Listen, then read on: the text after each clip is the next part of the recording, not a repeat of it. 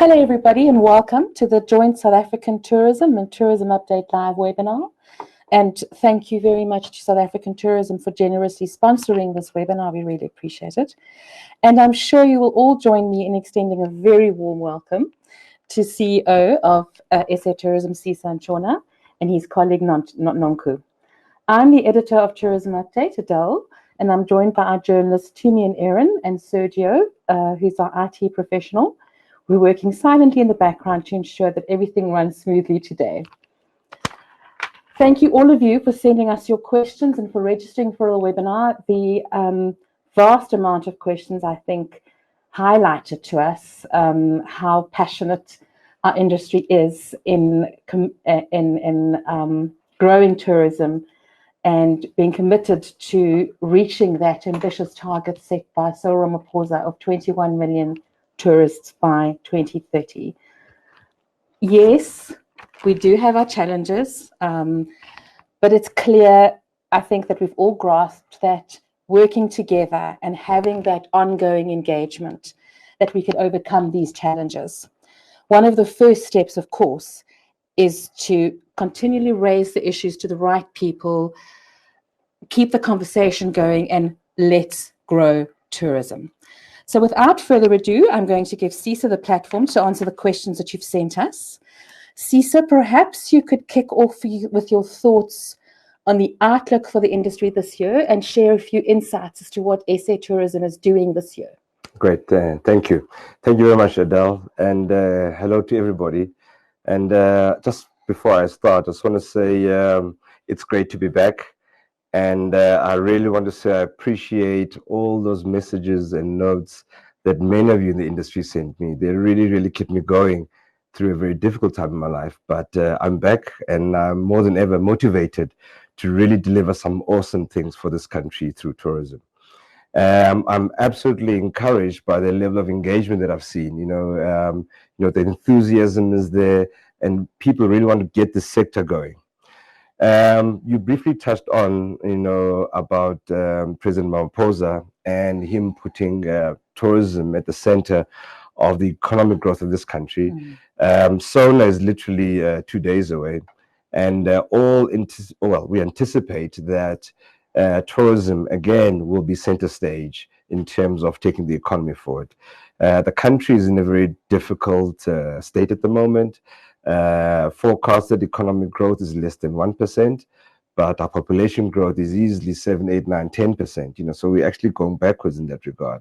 Unemployment levels are high, and we just seem to be stuck in a rut, essentially. Again, if you look at all the sectors, tourism has again been prioritized to really push forward.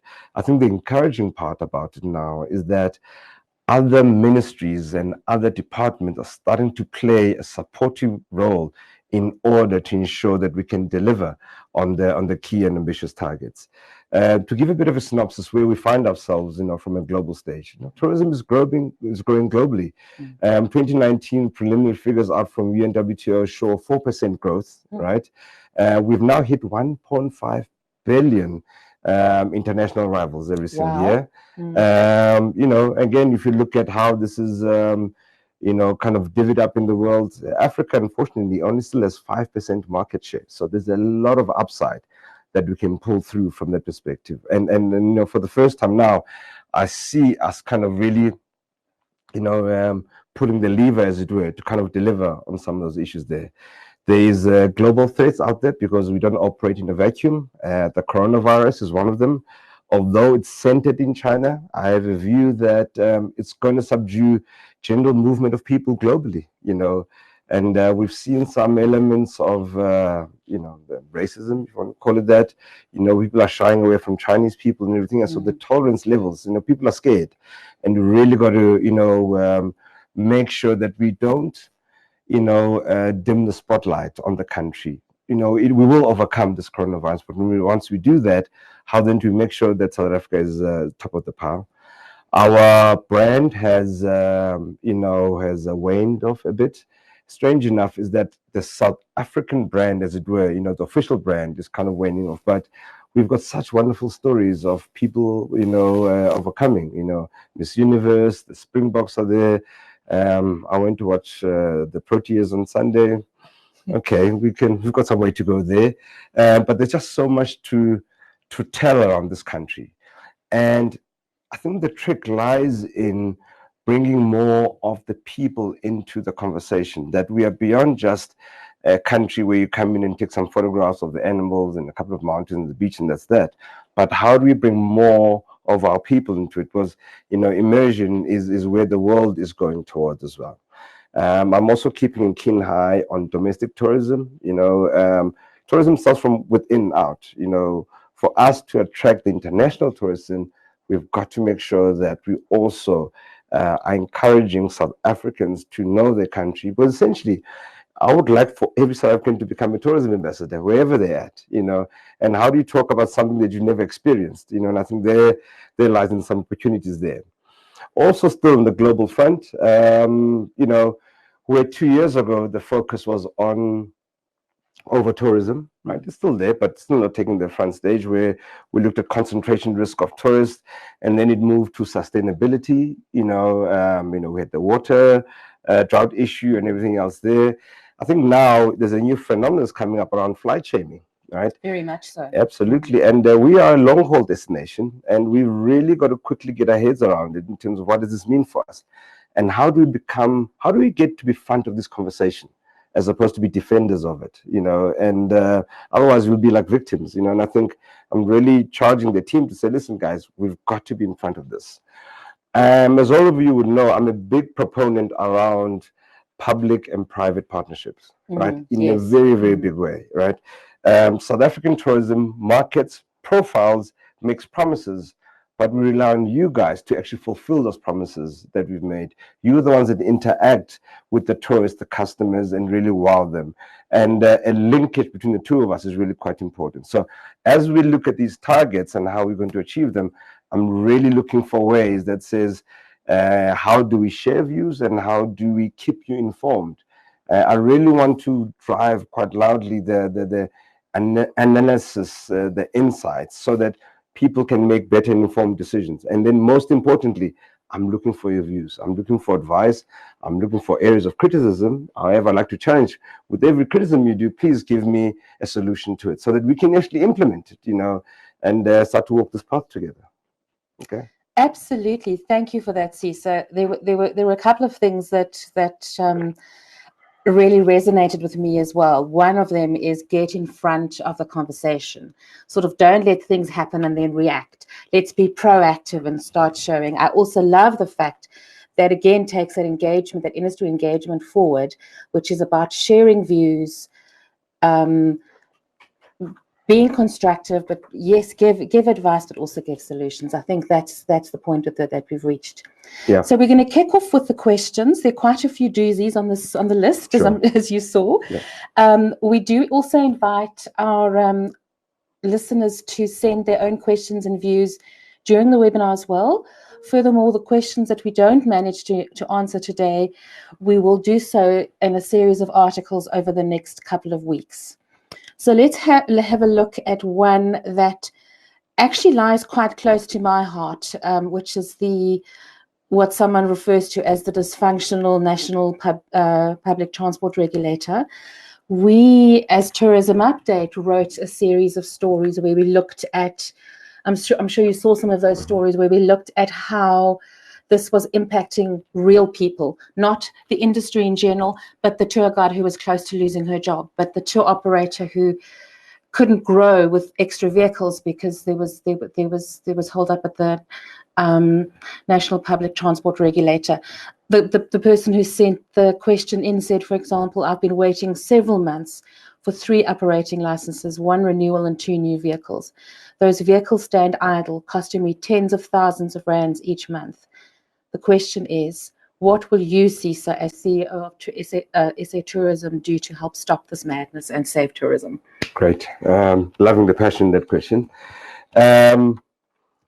So I earlier alluded on in terms of how the entire cabinet, government ministers led by the president, is actually having a more holistic approach when you look at tourism, right? It can't just be the Ministry of Tourism and its agencies that just drive tourism, because it's interconnected. So as an example, we know we've got a safety and security issue in the country, right? Pretending it doesn't exist doesn't solve it.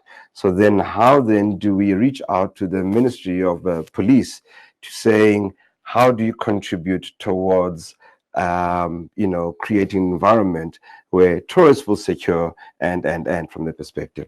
Similarly, you've got to reach out to Home Affairs and says you can't be operating in an island that the policies you implement have a direct consequence to our tourism figures, and I'm very happy now that we've kind of moved on from the unabridged certificates environment, although I still picked up there's some remnants still left over in the market.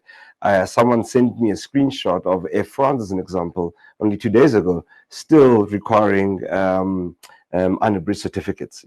Obviously we reached out very quickly to them and say, guys, please update your systems from their perspective. The e-visa rollout, we're excited about it, but the reality is this: we're actually behind the curve. We're just catching up. Yes. Right? We're literally just catching up. The world has moved on. It's not waiting for us to get our act together around e-visas. Probably they've got an e-visa 2.0 at the moment. I don't know, whatever it is, So again, just to get all of these things up. So I'm looking at those quite closely to see the results of the pilots, and the impact of them coming through. Now, coming back, to this licensed vehicle one, it is something that's been on this radar screen for some time. And I remember addressing some time back, right? It is then under the Department of Transport, the Minister of Transport, him understanding that actually he's actually part of their tourism story. Yes. Right? Yes, absolutely. Because if they take time to actually license the vehicles, they're actually holding back from jobs being created, from tourists being served, and right. And in this instance, I must say, I came back and I've got a new minister, so we had to get a whole new relationship going. But what I saw from her is energy, enthusiasm, and she's literally someone saying, Sisa, let me know what I need to move out the way for you. The other extra bonus that I'm happy to share with you is that she is also in cabinet the chair of the economic cluster.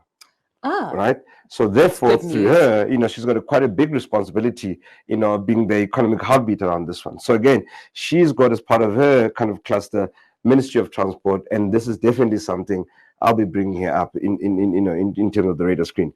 The issue here is consistency, because what you find is that in some provinces, in some towns, this is going through very easily and like clockwork, but in some areas it kind of really gets clocked back. So what I may ask is, please give me some of the specifics. Which town was it? Which licensing center is it? So that we can just hone in, instead of making a broad statement where they can defend themselves. Hey, there's 90% success rate, but is that 10% I'm looking at as well? Brilliant. Thank you so much. And I also agree with you so much about the consistency and giving feedback from the operators on the ground, to continue giving us feedback in terms of how is this affecting you with your township tourism in the Eastern Cape. I think that's very important. And yes, the e-visas were some of the key touch points that our readers sent into us as and happy to hear that is being addressed as well. Now, there's two questions that have come through that I think are quite worth looking at. There's one. I know that the xenophobic violence we had, was it last year or the year before? It was last year. Yeah. So I know that Africa, or I understand that African tourism growth is on the agenda for SA tourism and certainly for the ministry as well. How do we overcome that stigma of xenophobia? And how do we get Africa to believe in destinations South Africa? Sure.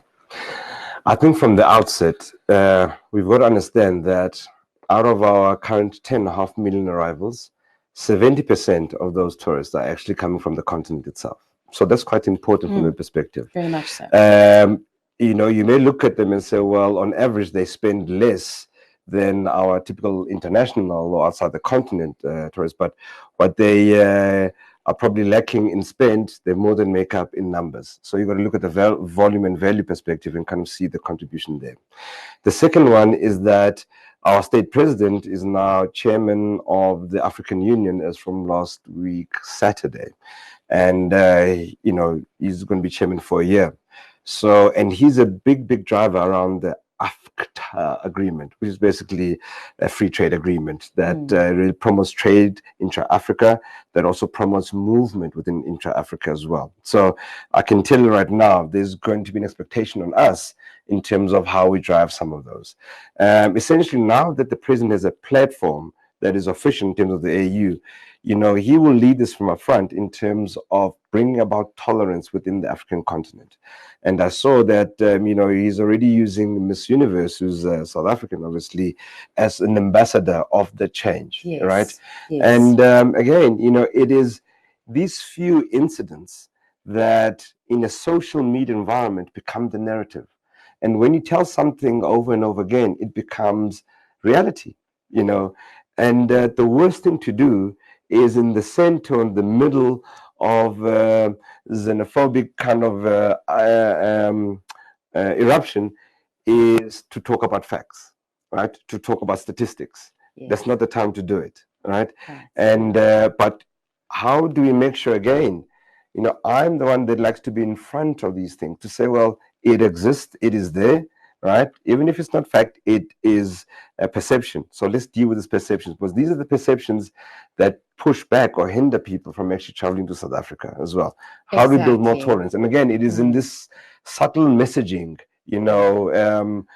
especially in an environment where there is no attacks going on, but to actually talk about it in conjunction with safety and security, provide evidence. And I'm really challenging the marketing team to saying, people have perceptions of the country outside looking in, right? And I know we drop a lot of people who actually don't consider us, but those that are here are actually having a fantastic time. How do we provide a platform when their voice can be heard?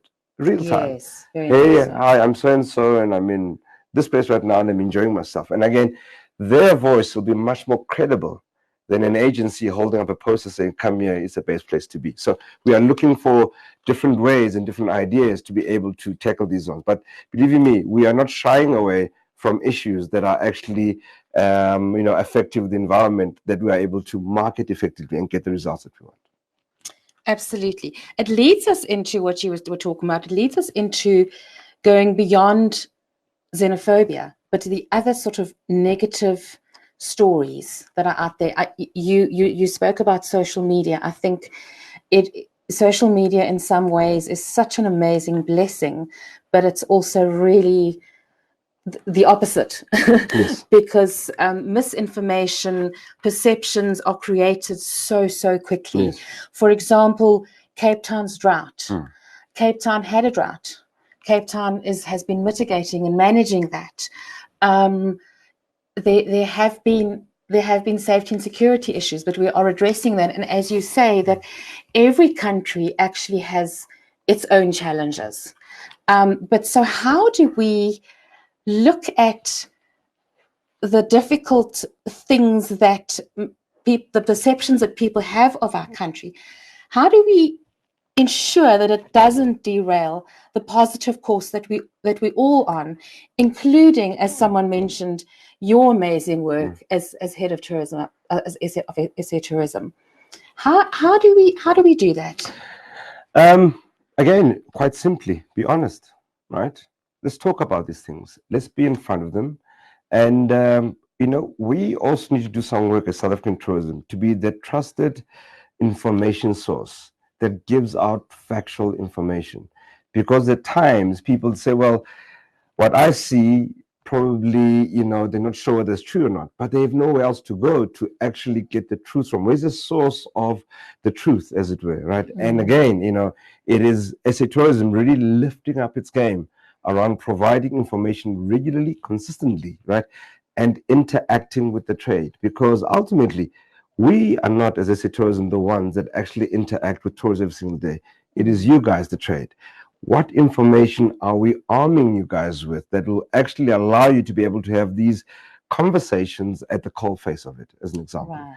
And also our 12 international offices as well, equipping them with the right information so they can relay it, to the audience there. What we've seen as well is that whenever an incident happens here, it makes bigger news in the source markets. which is Yes. invisible to us, right? But is a very reality in those places as well. Again, making sure our share of voice is always there. Also, as well, and this is probably the propaganda side, if you want to call it that, sharing good stories consistently, right? Instead of focusing on the bad ones and trying to remove them out, flood them with the positive ones. And that machine is going to be going on a 24/7 basis all the time. But they must be authentic. They must be Yes. absolutely authentic, Yes. and Yes. again, there's nothing more pure than getting the voice of a traveler who's in South Africa and they can tell like it is. And the tour guide that people love Abs- on a particular game drive or something Absolutely. like that. I think people love those kind of stories We as well. underestimate the power of the tour guide and the Very bravery much that is so. required, Yes.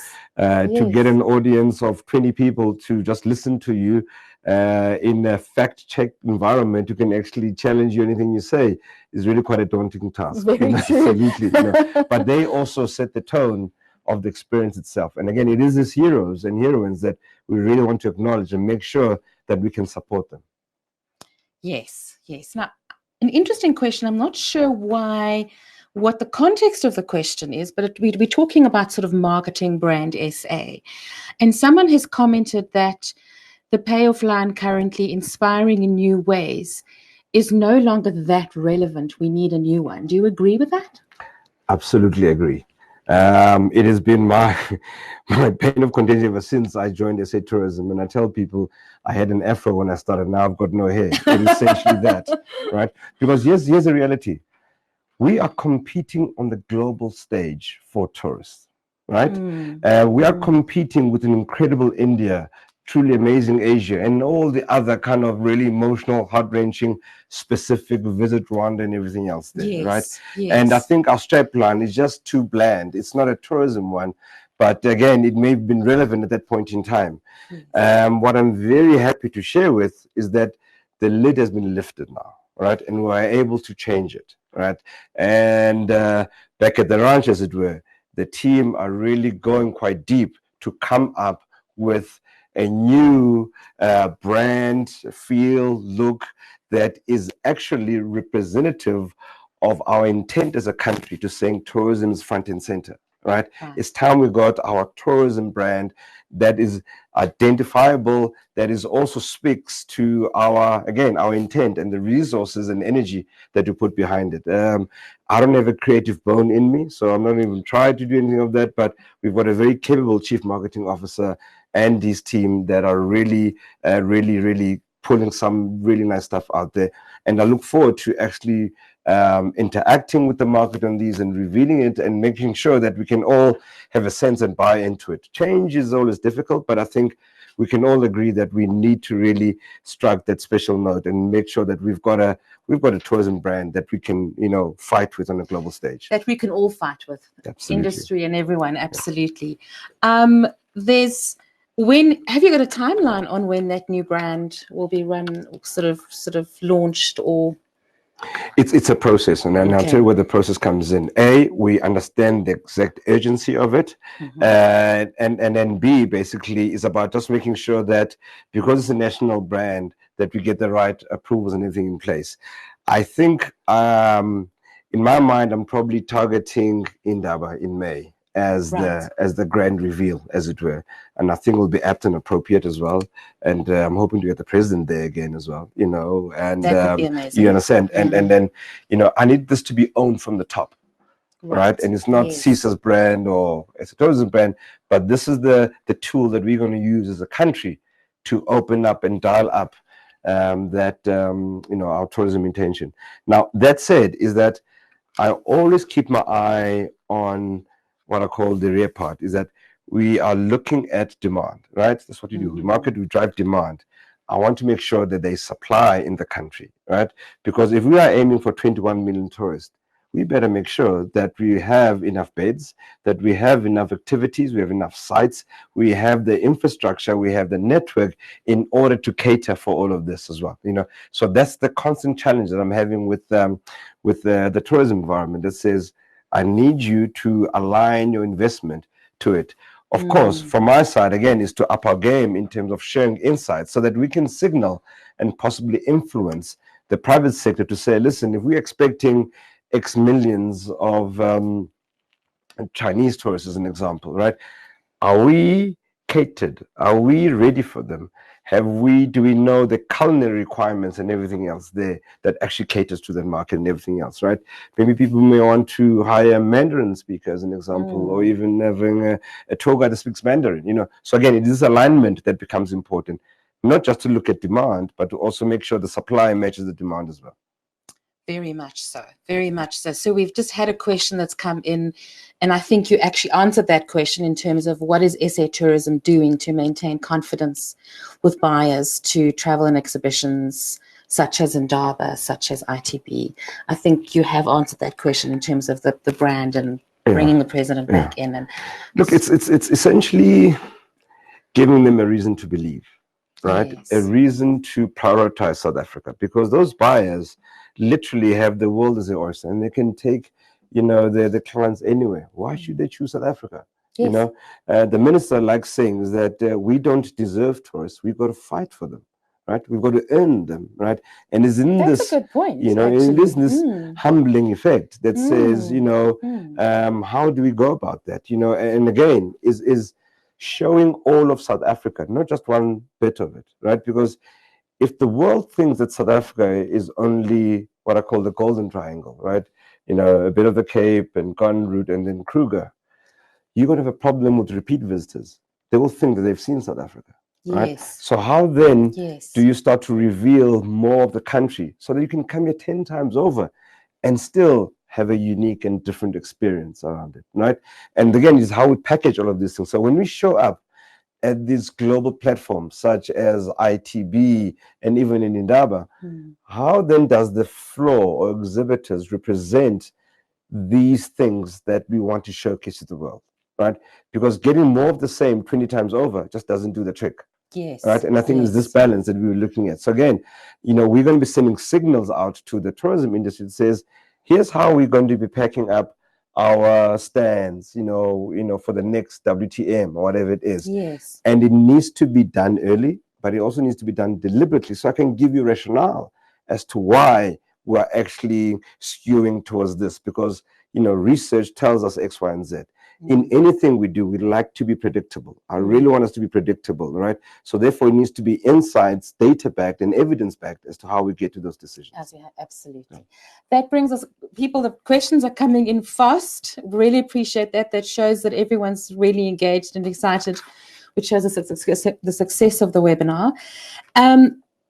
One of the questions that kind of leads onto what you're saying, what about growing sort of niche markets like sports tourism and medical tourism? Is there quite a bit of focus on that for this year? Absolutely. As part of coming back, I have a new sense of energy and reflection, if I can put it that way. And absolutely, you know, I've really already commissioned and created a space within the organization to say, I want to look at those niche ones, right? Yes. Because we've got to know our competitive advantage, right? Because once you know your competitive advantage, you can then start to kind of chisel a passage for yourself that no one else can compete on. Yes. Right. And to me, it is that, you know, we've got to find ourselves in there. I mean, look at our golf courses. I mean, we've got one of the best golf courses around the world, but yet we don't punch with it, as an example, right? And I'm worried to be commoditized, because if we only look at wildlife, then suddenly we are competing with the Kenya, as an example. You know, how many rhinos do you have versus, you know, how many lions do you have? And you've got to go beyond that. What is that one thing that makes us different from any other destination in the country that we can use as a lever to pull people in, that actually becomes that sticking point around that one, right? And again, I mean, I look back and I marvel around, give people an excuse to do something and they'll be there. Sports tourism. I mean, again, just look at the whole exhibition match in Cape Town in tennis, as an example. Look at that. I mean, just not only the people in the stadium, but the eyes of the world watching at that point in time. Yes. I just felt a bit frustrated that we could have done more, you know, in terms of profiling the country, what else can do. And again, it is those eyes that we've got to build on. And we've got such a great momentum from the Springboks winners as well. How do we capitalize on that one, right? And what are the things, even from a thought leadership side, you know, what conferences are we going to lead with and make sure that these are held in South Africa? Because you can't talk about resilience to climate change and recovering from a drought than Cape Town. Yes. You know what I'm saying? Yes. So maybe that's our competitive edge, and say, listen, you want to hear and thought leadership around it. All the conferences around, drought and everything else must be held in South Africa. That's how you're going to end that edge. Again, it is about making sure then we are able to churn these out from our research department, from our insights department, into the environment, into the market, so that, we can start, in a room full of everyone screaming at tourists, what's going to set us apart? Very Those are much the so. key nuggets there. Very much so. I've got one. There are lots and lots of questions coming through. We promise that, as I said earlier, the ones that we don't get to answering during the webinar, we will certainly do them as stories going forward. But this one came through yesterday, and he spoke about what SA Tourism is doing at the coalface for local tourism organizations, such as here in the Eastern Cape, and I think that is relevant to all the provinces, particularly the provinces that are very often overlooked, such as the Northwest Province, the Free State. We have, as you were rightly saying, we have more than 3 provinces in this country, and a variety of different sort of historical and cultural and natural beauty to offer. He says, many municipalities no longer fulfill their obligations by having or funding an information office. They simply leave this to the product owners and private sector. Tourism in SA is not addressed from the grassroots up. SA Tourism, this is his opinion, simply focuses on the big icons that are already established and marketed, which does very little to address tourism, local economic development in the rural areas that are off the beaten track and are the hidden gems. Yes, fair question, and I'm going to attempt to answer, just kind of giving some context. One of the appreciations I have is how government works, and we have what we call the 3 tiers of government. We have the national, provincial, and local, right? The sad reality is that all the provincial tourism authorities that exist at provincial level don't report to SA Tourism or me at all, right? They are totally independent and reporting to a local or provincial MEC. To even may complicate things, that even at metro level, where you're going to have tourism bodies, right? Whether it's Joburg Tourism or Tshwane Tourism or Cape Town Tourism, they too don't report to SA Tourism, or, by the way, even to the provincial tourism, but actually report to the local tourism, ultimately to an MMC and to the mayor. So you've got these 3 levels that are actually disjointed. Right? Now, it is not good enough to say, well, there's a problem with my end. What are we doing about it? So what we try to do is try to coerce, right? Moral persuasion, I call it, right? So on a quarterly basis, I convene these, what I call these CEO forums, where I call all the CEOs of provincial bodies and say, guys, here's where we're at. What can you do differently, right? And essentially what I'm trying to impress on them is that we are fighting out in the market every day to bring tourists into the country. The reality is that national is not a destination. The destination is ultimately a local destination. Please make sure that there is water available, there is electricity as far as you can, but the streets are clean and. So do your job in terms of making sure the environment allows for tourists to come in.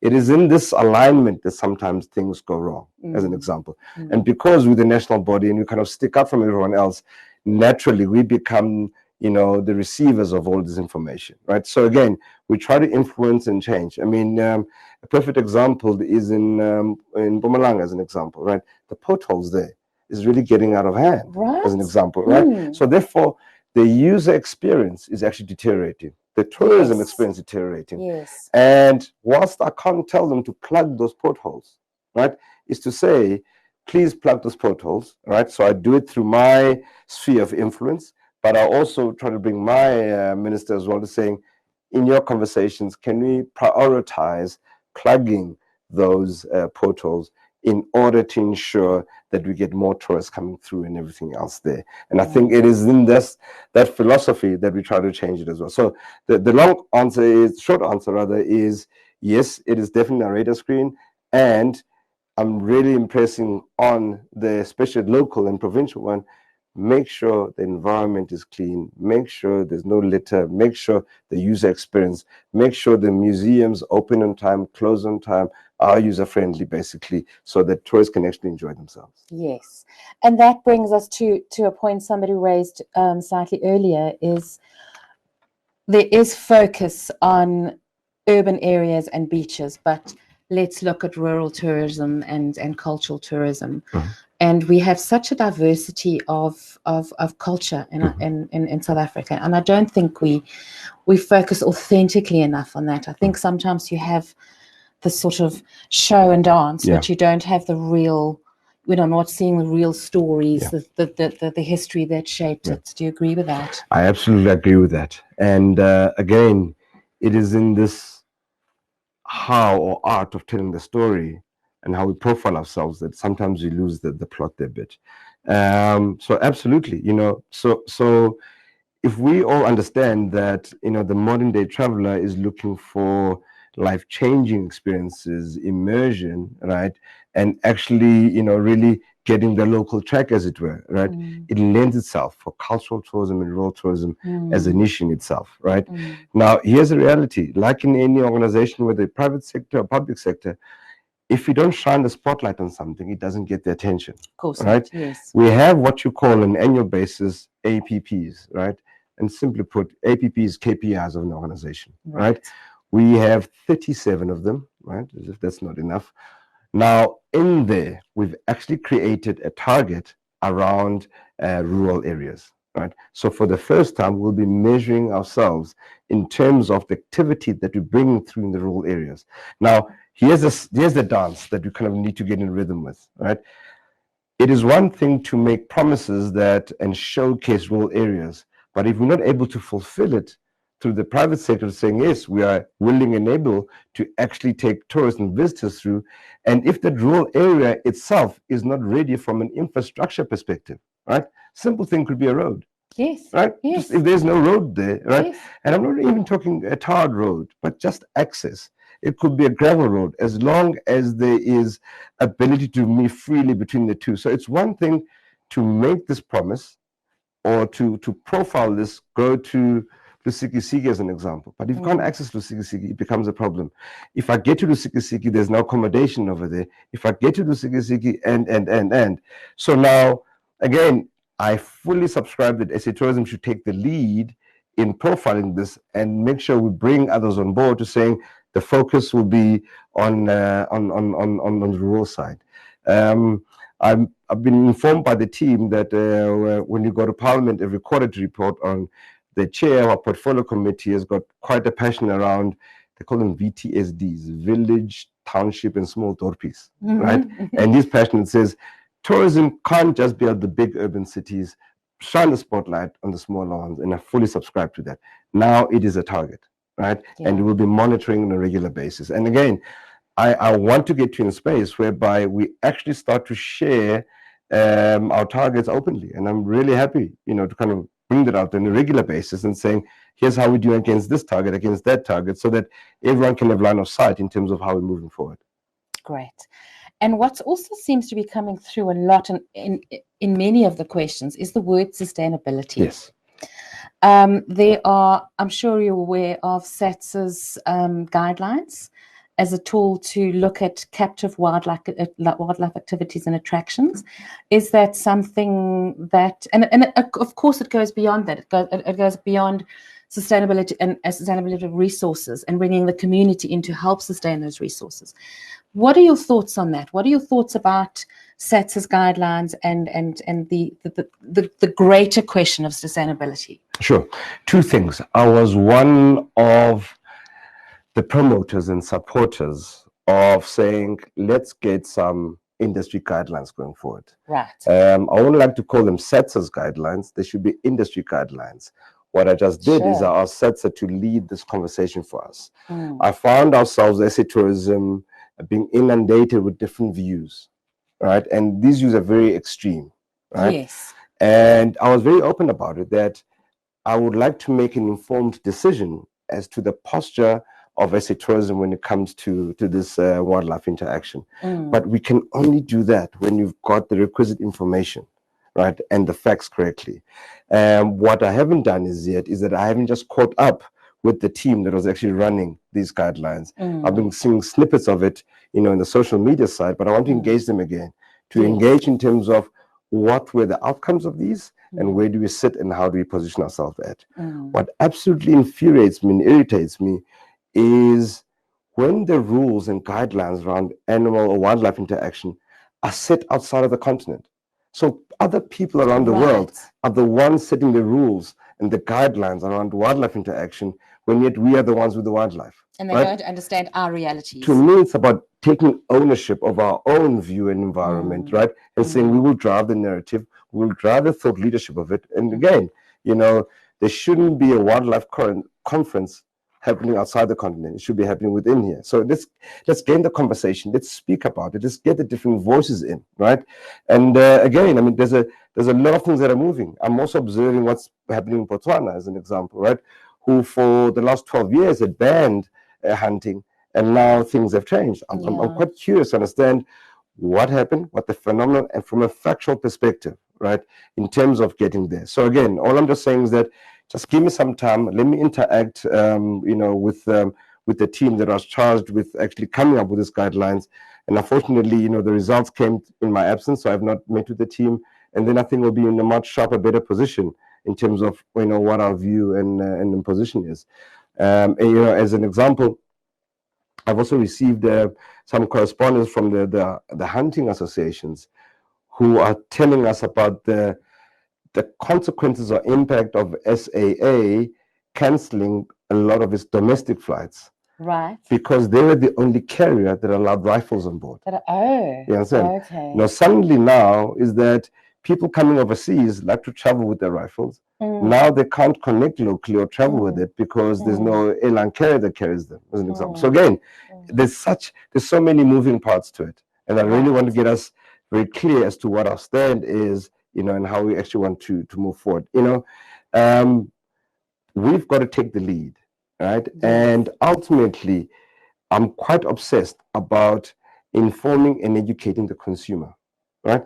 Because an informed tourist will make the right decisions. We can put all the laws and policies out there, right? But I would like people to vote with their pockets, right? Or make decisions, with the pockets, but make informed decisions. And I think that, to me, is a very important one from the bottom up, as opposed to a typical, how much more legislation do we need, as an example, right? Yes. But I want to change behaviors, in the same way, you start to talk about sustainability.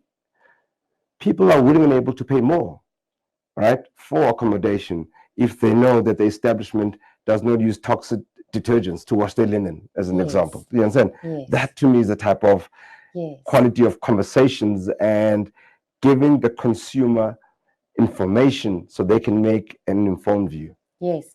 We discovered a story this morning about a lodge being established made from mostly recycled plastic and bamboo. And that's the kind of thing, as you say, people are willing to, when they can see that the industry is making an effort towards sustainability, they're willing to pay for that as well. Absolutely. There's one question I want to talk to you about with regard to transformation. But before we get there, how is the sector? You did mention the coronavirus at the beginning as well. Is there a need for a strategy for the coronavirus, or don't you think that's... Okay. The coronavirus needs to be multi-pronged, right? The first one is that it's not unique to South Africa, right? Absolutely not. All over the world, everyone's kind of keeping their guards up, right? And the health officials are doing their bit in making sure that we can monitor our borders more effectively. It's amazing, when you land in South Africa previously, is that I used to be so irritated at passport control. I mean, these ladies don't say hello to me; they just kind of point this gun at me, right? The kind of scans. It's amazing how I'm grateful of that right now, right?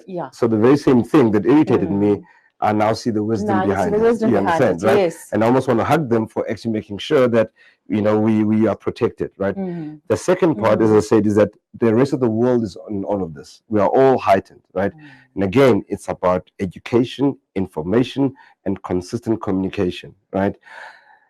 At the same time, I'm telling the team back at the office to saying, get your ducks in a row, so that when we are over this endemic, we can press a go button and we are in front of it, right?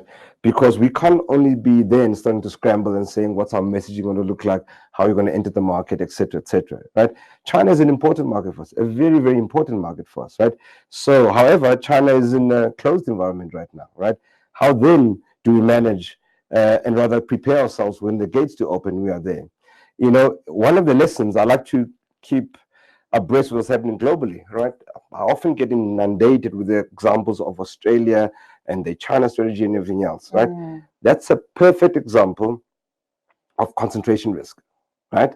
They put all the eggs literally on the Chinese market, right? Right. And as a result, now when something happens in China, it almost devastates their local industry. Yes. So from a central perspective, I'm always trying to look at how do you diversify your portfolio so that you don't become too heavy within one particular region. So when things happen, you know, things as crazy as, you know, bilateral relations between countries can change, you know. Very much so. Right? We can't say, no, sorry, we no longer rely on this market. We've got to be able to be agile and substitute it with another market, you know.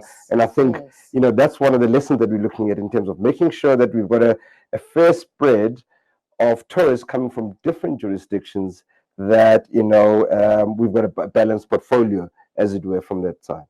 Very much so. And again, be ready when the China market opens up again. It's not a matter of if, it's a matter of when. Of when. Right? So therefore, do the homework now, be ready to press a button and trigger so that we can make sure that we're in front of the queue when that happens. Absolutely. Now, this is a question that lies very close to my heart as well. Many of our readers won't know that I was editor of Tourism Update a decade ago, 2 decades ago, actually. And the issue of transformation in the sector came up. And the TBCSA at the time, you and I were speaking about this earlier, had come up with a document identifying the sort of the blockages to transformation. But 20 years later, we're still talking about it. What gaps currently exist in transforming the sector, and how do we go about addressing them? Not just writing reports and saying these are what needs to change. How do we enable real change? So I think let's start from the premise that we don't view transformation as a zero-sum game, right? It is not in the removing of Paul to put in Sipo, right? The first thing we're going to do is we're going to focus on growth. Because when there is growth, it gives you wiggle room to actually do effective transformation, right? So first of all is that we are competing on the global stage. Let's make sure that we up our market share of tourists into the country, right? That's the first part. The second part is that whilst we grow it, we've got to enable new entrants to come in. But the proviso that I always put out there, these new entrants can't come with more of the same. I would like them to come in with the new and different things we speak about. So when we talk about rural tourism, I'd like these new entrants to actually be the leaders in rural tourism. So that from a portfolio perspective, you know, if I had a cafe or a shop, right now I've got 5 products. Right? I want to increase that to 20 products. Absolutely. So invite new players in to introduce those new 20 products so that we can start to have geographic spread, you know, in terms of our tourism movement into the country as well. That becomes important so that when we go to the global stages, I have a suite of products, of services, of things you can do, of experiences that is very diverse. That to me is growth. That to me is real transformation. Create the space. However, we do understand that without any deliberate intervention, it won't happen by itself. And our role as SA Tourism is that how do we bring these new players on board to harness them and support them and make sure that we can give them access, right? I am very encouraged in many of my interactions with key industry players, right? And a lot of them are saying to me, Sisa, we are behind, you know, the take on transformation. We just don't know how. Lead us, show us what to support, tell us basically in terms of what role you'd like us to play and how and everything else there, right? And that to me is more important, right? So we've got to make sure we use transformation to actually give us the competitive edge, the competitive advantage in order to drive our growth there. Then, and then my last statement is that obviously we like to talk about jobs and everything else there. And my view is that no one creates jobs. Jobs are the consequence of growth. Focus on growth, the jobs will come. Jobs right? will come. And it's not either or, by the way. So I'm not looking for growth without inclusivity. I'm looking for and.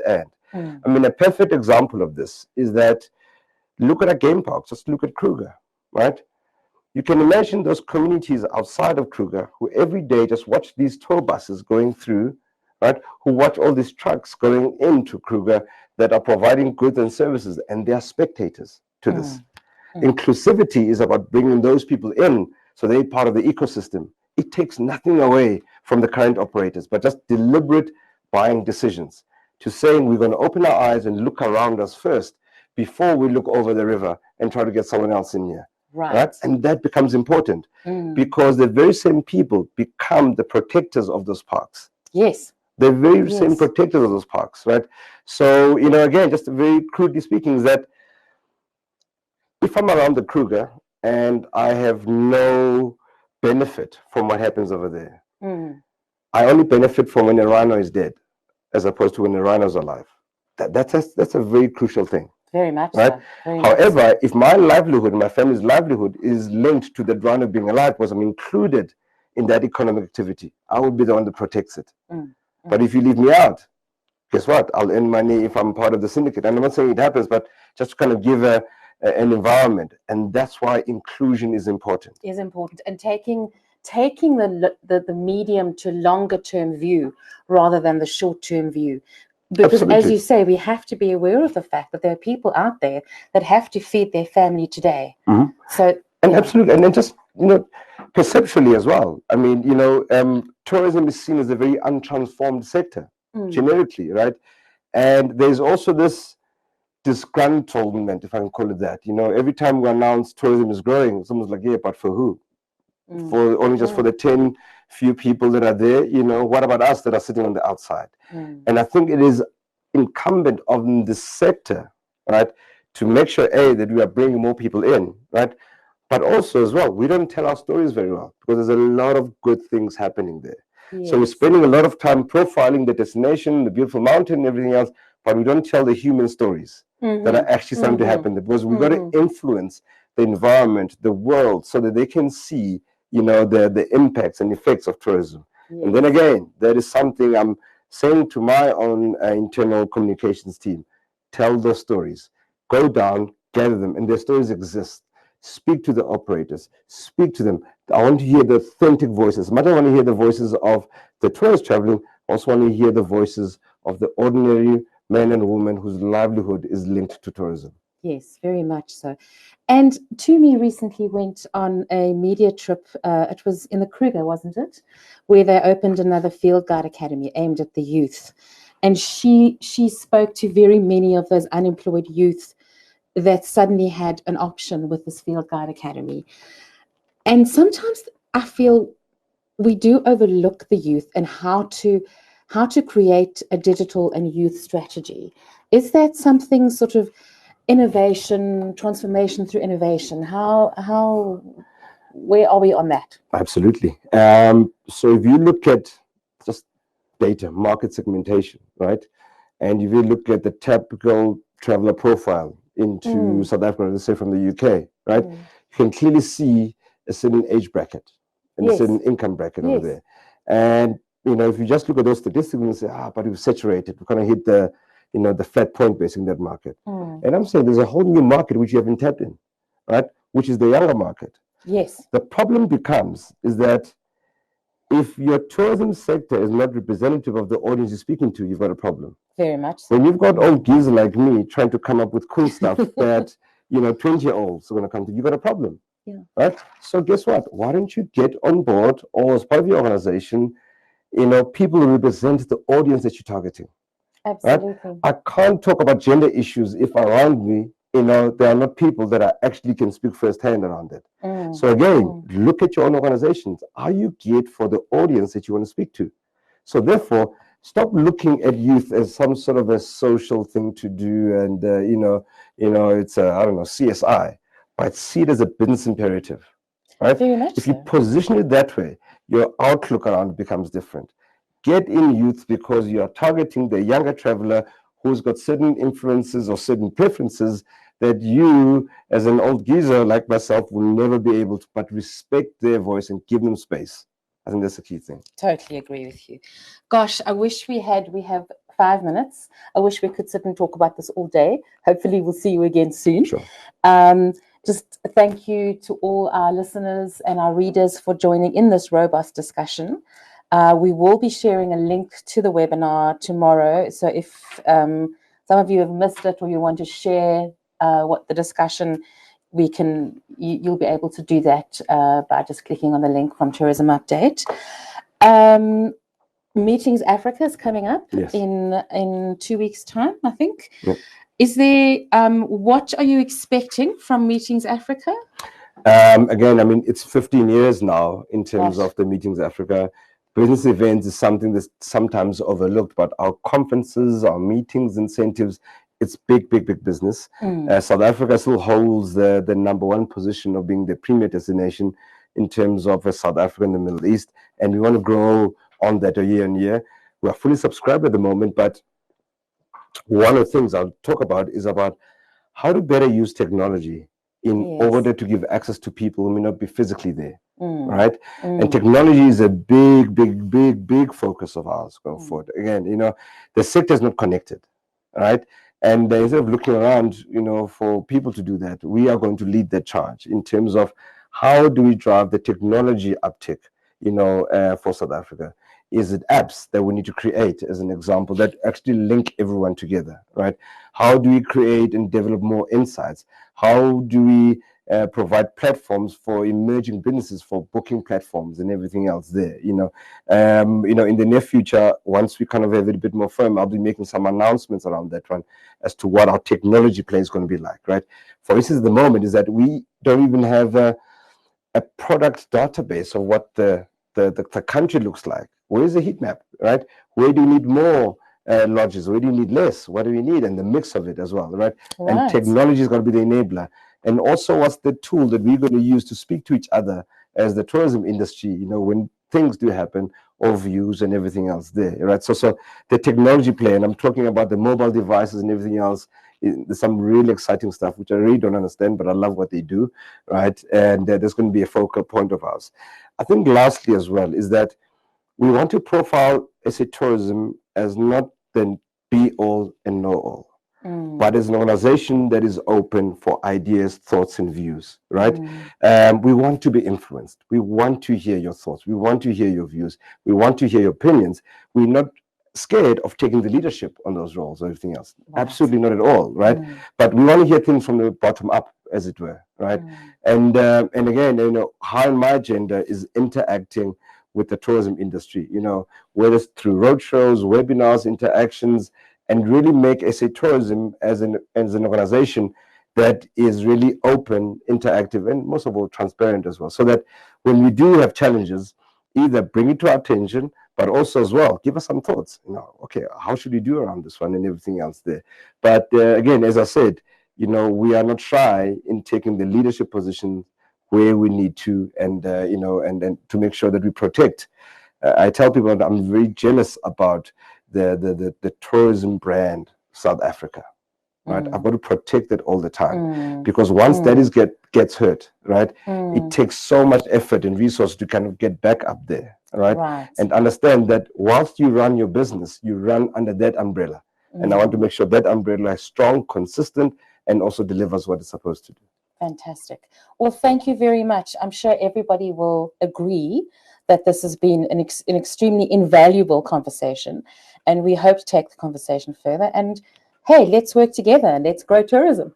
Thank you very much. And I know I may not have answered all the questions, maybe to some satisfaction, but let's engage. This is a start.